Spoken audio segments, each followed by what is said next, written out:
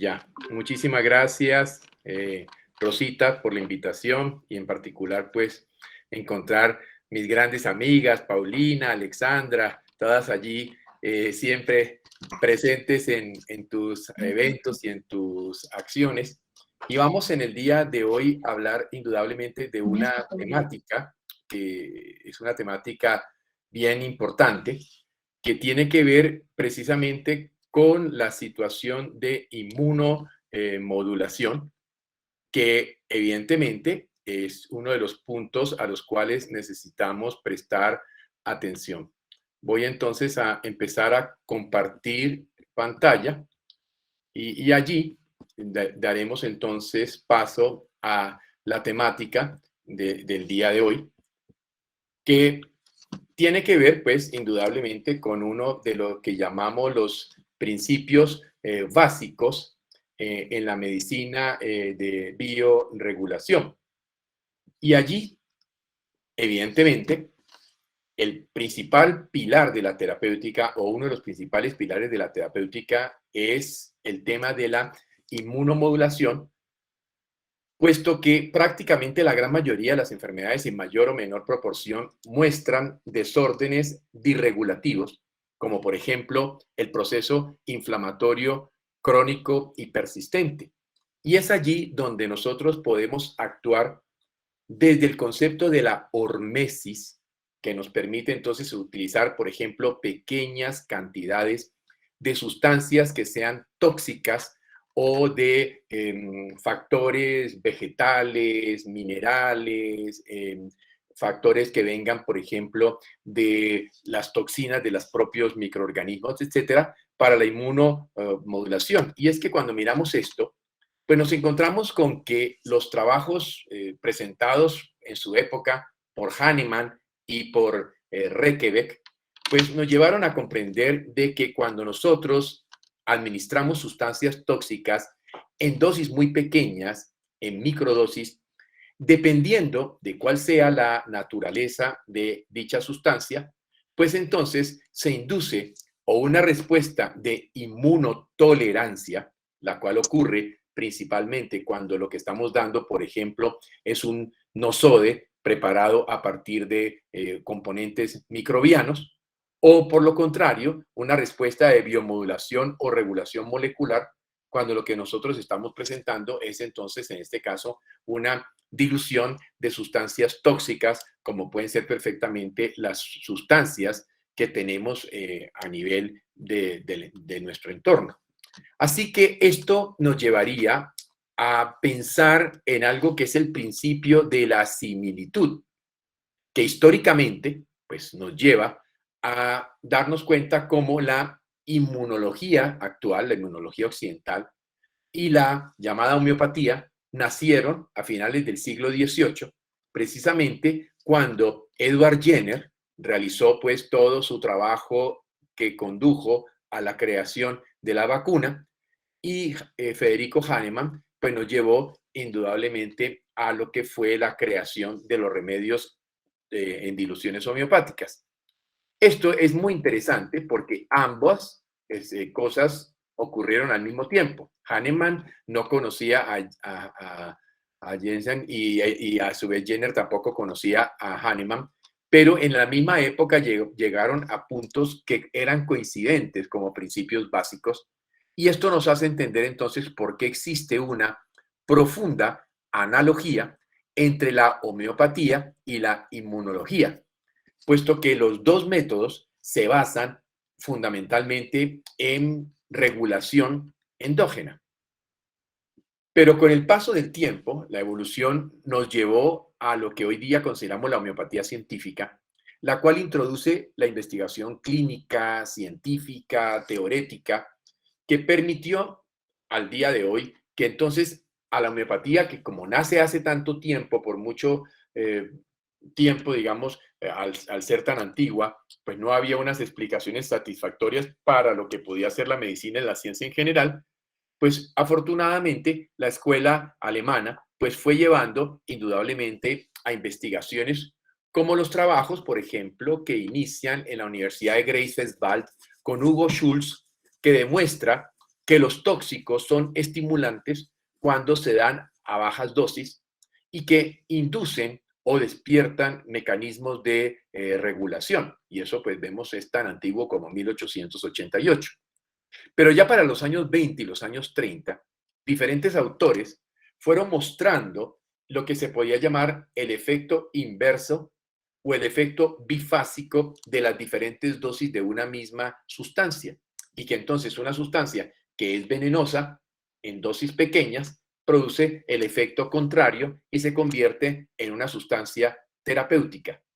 Y para 1930, el profesor Kochout nos hablaba de la hipótesis del efecto tipo como base de lo que sería el principio de la similitud.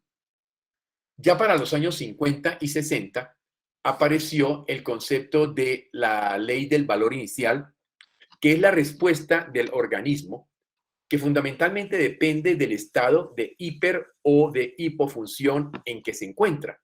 Y allí entonces entendemos el concepto del efecto biorregulador, porque si estamos en hiper, entonces el producto lo que hace es disminuir, y si estoy en hipo, el producto lo que hace es estimular. Esto que fue publicado para 1967 como la ley del valor inicial y que lo que nos hacía entonces era entender que dependíamos básicamente de eso, dependíamos del estado inicial de si estábamos en hipofunción o en hiperfunción, pues esto nos permitía entonces entender la importancia del proceso regulador. Ahora, fue la escuela alemana la que buscó la explicación de la homeopatía en la biología molecular y particularmente en la inmunología. Pero Reykjavik fue el que logró el camino de la integración hacia la medicina convencional al publicar en 1952 su concepto de la homotoxicología y en 1956 su libro Bioquímica de la homotoxicosis. Allí entonces nos encontramos el punto de partida para lo que hoy día se llama medicina sistémica de biorregulación. Hoy entonces, ¿en qué estamos? En que los estudios de investigación básica y clínica han podido demostrar mecanismos de acción perfectamente claros y que el resultado del uso de muy bajas dosis de sustancias con poder antigénico son claves para inducir las respuestas inmunomoduladoras. Efectivamente, los efectos de inmunomodulación, por ejemplo, con respecto a la inflamación, utilizando mezclas de componentes de diluciones homeopáticas, pueden ser soportados por los efectos reales de estudios de animales que permitieron descartar entonces el concepto que se creía del efecto placebo. La evidencia científica actual emerge en estos modelos animales, soportando entonces el concepto de la regla de la similitud, según la cual bajas dosis de compuestos tóxicos tienen un efecto paradójico, curativo o protector. Y que esto fue lo que llevó entonces a comprender que el principio de la similitud podía ser perfectamente explicada y que con el paso de los años y particularmente los trabajos del profesor Calabrese en la Universidad de Harvard, pues pudimos llegar entonces a entender y comprender el principio de la hormesis que explica cómo se produce entonces el efecto contrario. Así que esto llevó a entender de que evidentemente la homeopatía puede ser compatible con observaciones biomédicas y con investigaciones biomédicas, simplemente teniendo en cuenta sus principios fundamentales. Los conocimientos actuales y modernos de la inmunología y de la fisiopatología nos ayudan entonces a entender cuál es el modo de acción, cómo es que se produce el efecto de la inmunomodulación cuando damos entonces una baja dilución. Primero que todo, recordémonos algunos aspectos básicos de la inmunología que nos explican cómo la gran mayoría de las toxinas entran a nuestro sistema por vía de las mucosas. El primer eslabón, entonces, hace que esta sustancia con actividad antigénica